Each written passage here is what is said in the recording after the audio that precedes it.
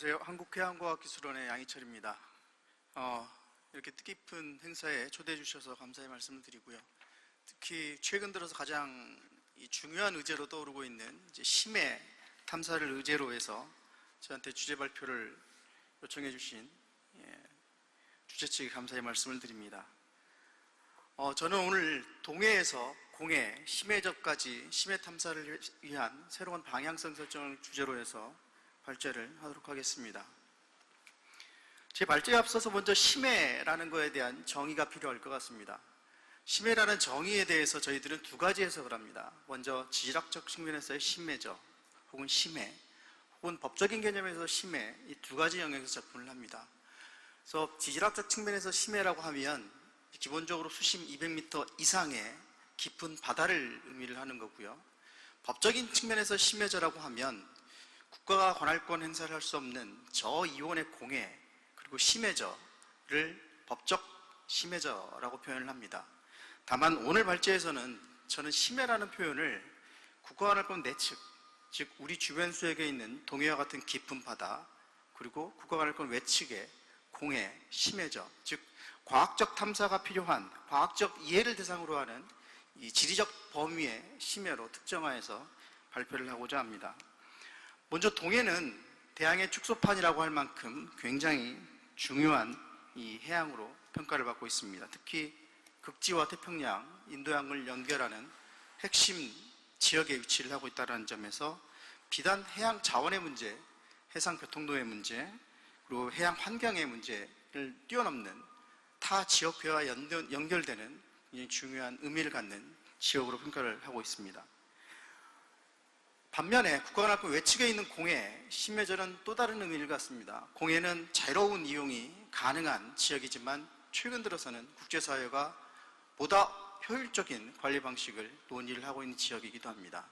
그리고 심해저라는 공간은 국제해저기구라는 새로운 기구를 통해서 인류 공동의 이익을 위해서 관리하는 새로운 관리체계가 형성된 지역이기도 합니다.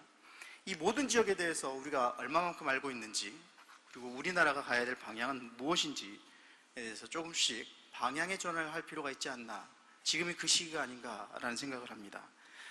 먼저 동해에 대한 지리적 범위를 한번 살펴보겠습니다.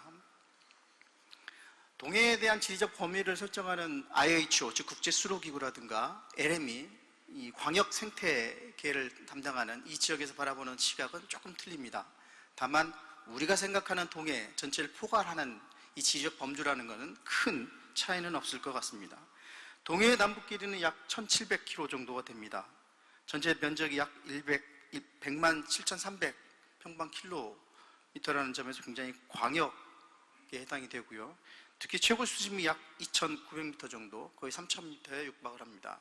그래서 비단 지금까지 우리가 바라봤던 이 평면적 공간보다 감추어진 동해가 훨씬 크다라는 걸 의미를 합니다. 역사적으로도 동해를 바라보는 다양한 시각들이 있었습니다. 이거는 러시아가 바라봤던 우리 동해 쪽 해도인데요. 과거에 어떤 나라들, 서방에서 동해를 어떤 식으로 바라봤던, 그것이 식민지 점거였든 혹은 군사적 거점이었든 자원이든 혹은 군사 활동의 문제였거든 다양한 입장에서 접근이 됐었고요. 서방의 학자들이 바라보는 시각도 거의 유사했습니다. 중점은 동해는 과거부터 현재까지 역사적으로 항상 중요한 지역에 해당됐었고 타 지역회를 연동하는 핵심 축으로 기능을 하고 있었다라는 점입니다. 동해를 연구하는 다양한 국가들이 있습니다. 현재까지 저희들이 살펴본 분석 자료에 의하면 동해를 가장 활발하게 연구하는 국가는 아직까지는 동해를 감싸고 있는 러시아, 일본, 한국이 거의 대부분을 차지합니다. 이 중에서 일본의 이 동해 연구는 러시아나 한국을 훨씬 뛰어넘는 형태로 진행이 되고 있고요. 다만 아쉬운 점은 뭐냐면 동해를 바라보는 이 세 개 국가의 틀은 기본적으로 경쟁입니다. 경쟁이고 아직까지는 그나마 표면적, 표층적 연구에 제한이 되고 있습니다. 즉 동해 전체를 어떻게 이해를 하고 해석을 해야 되는지, 이게 각 국가에 어떤 영향을 미치는지에 대한 포괄적 틀의 과학적 탐사는 진행되고 있지는 않습니다. 과거 우리가 동해를 바라봤던 시각도 유사합니다. 독도 영유권 문제가 핵심이었죠. 그 다음에는 동해 명칭 표기 문제였습니다. 다만 최근 들어서 동해에 대한 기본적 연안국들 간의 틀은 조금씩 변화의 모습이 보입니다. 대표적인 것이 동해 명칭 표기를 둘러싼 이 IHO가 2020년도에 새로운 결정을 해놓죠. 과거의 모든 해양 지명을 표기 방식으로 했다면 이제는 디지털화시키는 작업으로 전환을 했습니다. 현재 S130이라는 새로운 프로젝트가 가동이 되고 있고요. 만약에 모든 해양에 대한 지명을 이런 식으로 디지털화시킨다면 지금까지 우리가 바라봤던 동해, 우리가 봤던 독도, 이 문제는 특정 연안국 주도에서 지역의 공동의 문제로 조금씩 전환이 될 수도 있을 것 같습니다. 국제법에서 바라보는 동해도 똑같습니다. 동해는 반폐쇄에 해당이 되죠.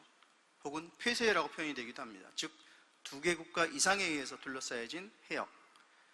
이런 해역들은 굉장히 강하게 서로 협조하고 협력을 해야 될 국제법적 의무가 발생을 합니다.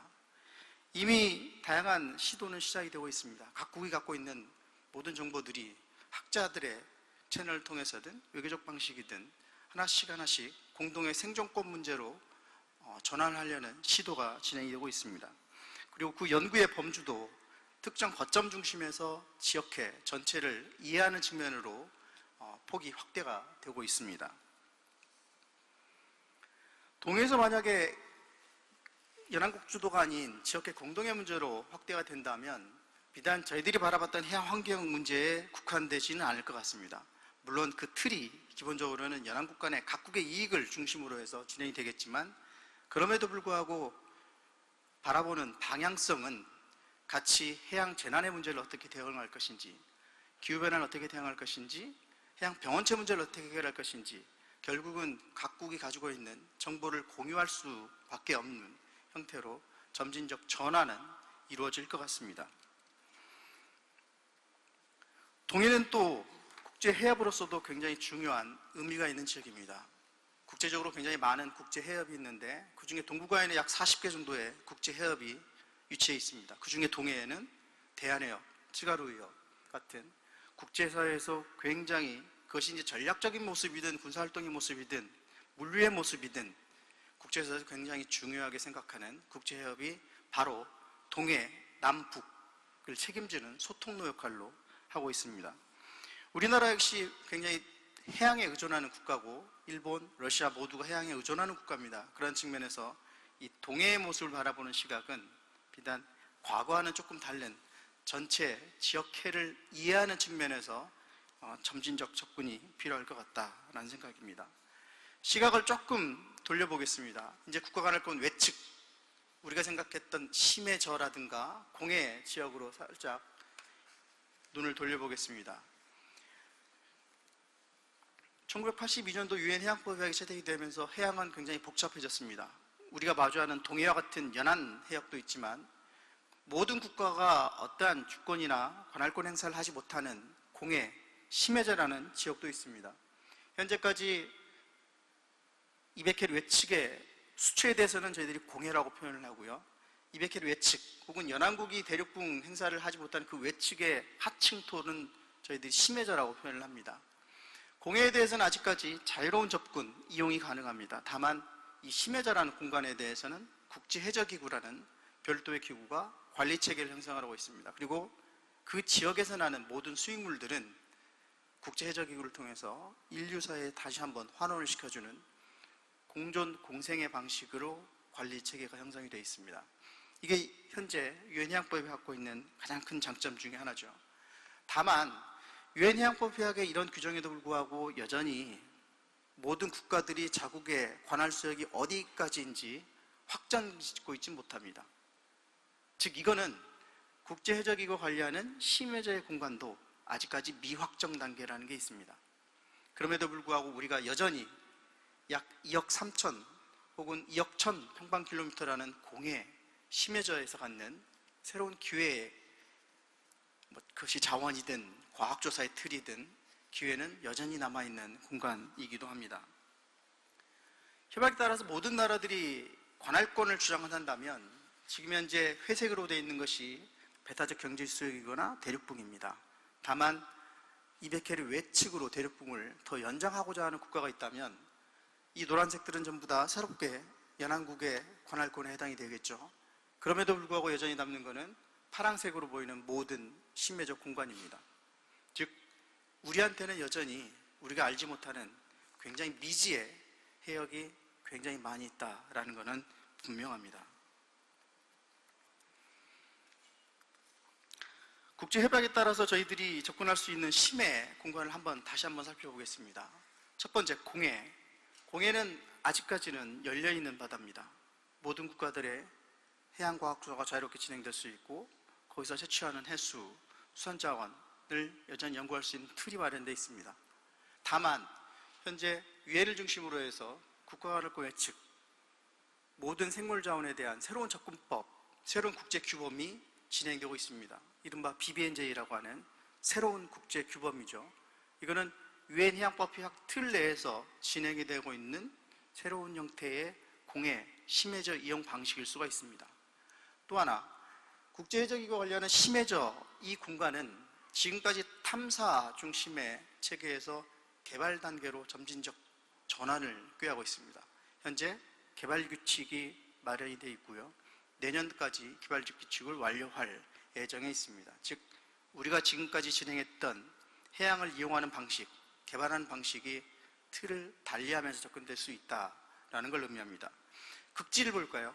극지도 우리와 북극 같은 경우는 우리가 먼 바다에 있는 것 같지만 북극에도 여전히 배타적 경제적 이원의 공해대가 남아 있습니다. 그리고 연안국들이 대륙붕을 연장할지라도 경우에 따라서 이만큼의 심해저라는 공간이 여전히 남아있을 수 있는 공간입니다. 즉 우리가 생각하는 심해라는 공간적 범위는 우리가 접근하지 못했지만 그 틀이 우리가 생각했던 것보다 훨씬 넓고 광범위할 수가 있습니다. 때문에 심해를 연구하는 것은 지금까지 우리가 바라봤던 해양에 대한 시각 자체를 전반적으로 재검토를 하고 굉장히 입체적 공간에서 다시 한번 시작할 필요가 있지 않나 생각을 합니다. 우리나라는 굉장히 오랫동안 심해저 연구를 해왔습니다. 물론 그 목적은 자원의 확보에 있었습니다. 모든 나라들이 그랬듯이 바다 자체를 구명하고 연구하는 것보다는 특정 자원을 어떻게 확보할 것인가의 문제에 주안점을 뒀죠. 다만 그 접근법은 저희도 점진적으로 바뀌고 있습니다. 이제는 한반도에 영향을 미칠 수 있는 대양의 현상은 어떤 것이 있는지, 심해저 현상, 공해 현상은 어떤 것이 있는지 전체적인 그림을 그려보는 시도를 하게 됐습니다. 물론 그 작업은 여전히 광물 자원이든 수환 자원이든 해양 생명 자원이든 특정 목적으로 지향되어 있습니다. 다만 향후에 그 결과물을 활용하는 방향성은 분명히 국제사회와 어떻게 공유할 것인지, 국제사회에 어떻게 기여할 것인지의 결과물들과 연동이 되어 있다라고 생각을 합니다. 초기에는 저희들이 굉장히 후발주자로 시작을 했지만 현재 연구 성과는, 연구 결과는 그렇게 비관적이진 않습니다. 이미 국제사회와 협력할 수 있는 단계까지 올라와 있다고 생각을 합니다. 물론 여전히 부족합니다. 국제사회가 바라보는 해양에 대한 해석, 해양을 어떻게 그리고 어떻게 설계할 것인지에 대한 문제, 이건 우리나라뿐만 아니라 국제사회가 공동으로 직면하고 있는 도전적 과제이기도 합니다. 두 가지 사례를 보겠습니다. 오른쪽 그림은 미국이 자국의 관할 수역을 지도화시킨, 즉 정보화시킨 정도를 표시하는 건데요. 현재까지 그 많은 탐사에도 불구하고 약 53%에 불과합니다. 국제적인 시각으로 볼까요? 아까 말씀드렸던 IOC, IHO, 그리고 이제 개포에서 진행하고 있는 시벳 2030이라는 이 프로젝트 내에서 전 세계의 해양을 다시 한번 그려내는 작업을 진행 중에 있는데 현재까지, 올해까지 약 24% 정도만 정보를 구축을 하고 있습니다.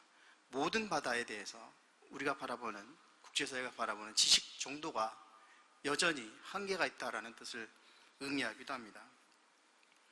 많은 국가들은 기술 개발을 통해서 조금씩 접근하고 있습니다. 우리 주변국들만 살펴보겠습니다. 중국은 이미 4,500m급, 그리고 7,000m급, 11,000m급의 유인 잠수정을 개발을 완료를 했죠. 그리고 시력에 투입을 해서 이미 운영을 하고 있습니다. 상당한 노하우, 운영 노하우를 확보를 한 상태고요. 일본 신가 6,500을 운영을 하고 있습니다. 내년까지 12,000m급 유인 잠수정을 실효에게 투입하겠다라는 계획을 현재 진행 중에 있습니다.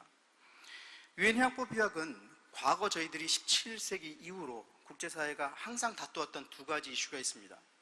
해양을 자유롭게 사용할 것인지 혹은 해양을 통제할 것인지, 두 가지 이슈가 사실은 현재의 유엔 해양법 협약이라는 큰 거버넌스를 만들어낸 태동이었습니다.